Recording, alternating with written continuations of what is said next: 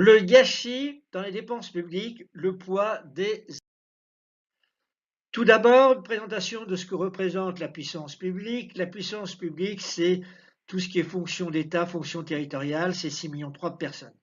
Rémunérés également par la puissance publique, il y a les chômeurs. Donc, grosso modo, 40% de la population française est rémunérée par la puissance publique. Alors, puissance publique, on peut la chiffrer à partir du PIB, PIB qui est la richesse produite par la France, et c'est égal à la dette publique. La puissance publique, elle dépense 58% du PIB, c'est le premier pays dans l'Union européenne. D'autre part, cette puissance publique se finance par des prélèvements obligatoires. Elle est là également la première dans l'Union européenne, elle prélève 1000 milliards. La contrepartie négative, c'est qu'on est quand même le deuxième pays en termes de déficit public. Alors, les dépenses publiques, elles viennent d'où? Elles viennent de trois entités, la sécurité sociale, l'État et les collectivités territoriales. Et surtout, où vont ces dépenses? Ces dépenses vont vers trois éléments. D'abord, à verser des prestations numéraires, genre RSI, RSA, etc., etc., indemnité de chômage. Elles servent à rémunérer les acteurs pour 30% et surtout, à 25%, elles servent pour les achats. C'est-à-dire, ça représente à peu près 300 milliards. C'est quoi des achats? Les achats, c'est une acquisition avec une contrepartie financière de plusieurs éléments. Ces éléments, c'est d'abord des biens, comme des produits ou équipements. Produits, ça se consomme, les équipements, ça se garde. C'est également des prestations intellectuelles, des prestations de services, et c'est également des travaux. Derrière le point d'interrogation, c'est également des prestations financières. Lorsque vous empruntez de l'argent, vous rémunérez votre banquier par des taux d'intérêt. Alors, les achats souffrent de quatre maux. Le premier, c'est le code des marchés publics, qui est une usine à gaz, qui a été fait pour des juristes au nom des juristes et qui se cooptent et se dégénèrent entre eux. D'autre part, les achats, c'est lié à la corruption. On est quand même le 24e pays au rang mondial pour la corruption. C'est un point qui est quand même assez inquiétant. Élément suivant, on considère que les achats, c'est facile. Évidemment, vous achetez tous les jours, les enfants achètent dès l'âge de 4 ans. Donc, pourquoi former? On n'est pas obligé de prendre des professionnels, on achète tout le temps. Et quatrième point, les achats, ça porte le pouvoir. C'est pour ça que les politiques ne tiennent pas trop à avoir des spécialistes, ça leur permet de garder le pouvoir. Alors, quelques exemples de gâchis. Vous avez l'écotaxe dont vous avez entendu parler, elle va nous coûter à peu près 1 milliard d'euros, 5 fois le budget de la ville de Caen. Il y a tous les grands projets informatiques, on ne sait pas les gérer. On a perdu 500 millions, soit 10 000 professeurs pendant un an. C'est toujours les mêmes SS2I qui interviennent dans ces. Euh, dans les gâchis, il y a les ronds-points. On en a 6 fois plus qu'en Allemagne.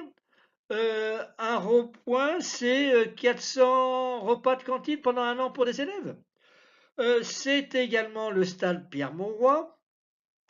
Il y a un montant contesté de l'ordre de 100 millions. Des procédures sont encore en cours dans lesquelles serait impliqué Martin. Autre point, c'est le plus grand scandale, c'est Areva. On a acheté des mines d'uranium avec la bénédiction de Bruno Bézard, directeur du Trésor à l'époque. Anne Lauvergeon, X-Mine. On a perdu 2 à 3 milliards. Aucune procédure n'est en cours. On peut se demander pourquoi. Il y a le palais de justice qui ouvre actuellement. On construit en catastrophe des vestiaires qui n'étaient pas prévus. Ça fait un an qu'on commence à payer les loyers. Euh, Ça va ouvrir avec pas mal de retard. Alors, de gâchis au nom de la culture.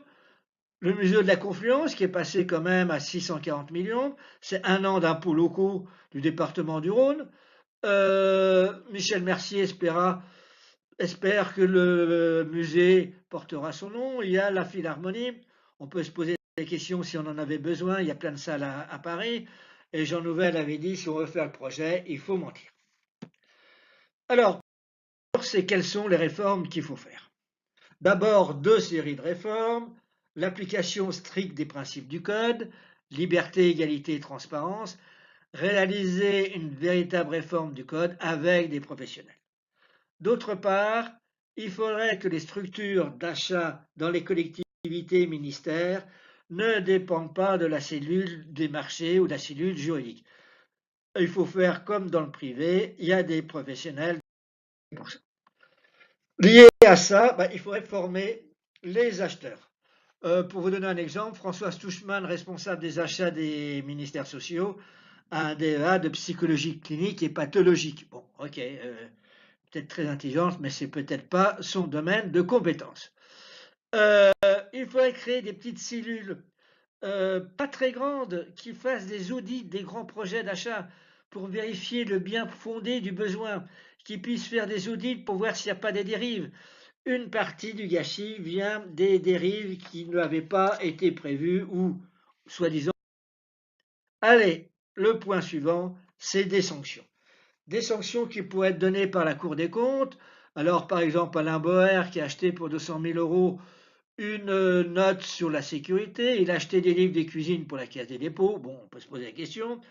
Martine Aubry qui a fait un gâchis total en Poitou-Charentes, qui s'est porté caution sur des sociétés qui font faillite les unes après les autres. Elle a laissé des factures impayées pour plus de 100 millions, chose qui est complètement interdite dans les marchés publics.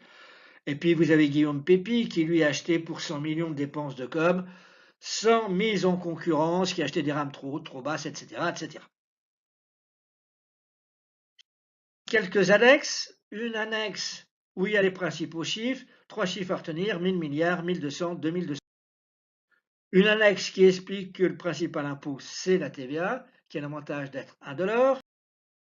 La liste des prestations sociales, principale, la caisse d'allocation. Ce que c'est un DSP et PPP, c'est à la mode les PPP. La Cour des comptes s'en occupe parce qu'elle est tout à fait contre, à juste titre. Et puis, point, là c'est important, pourquoi une omerta sur tous ces gâchis? C'est que la presse est détenue par 10 entités, tous proches du pouvoir, qui sont en affaire avec le pouvoir, donc personne ne dit rien et tout le monde vit. Et puis un petit topo sur l'Union européenne.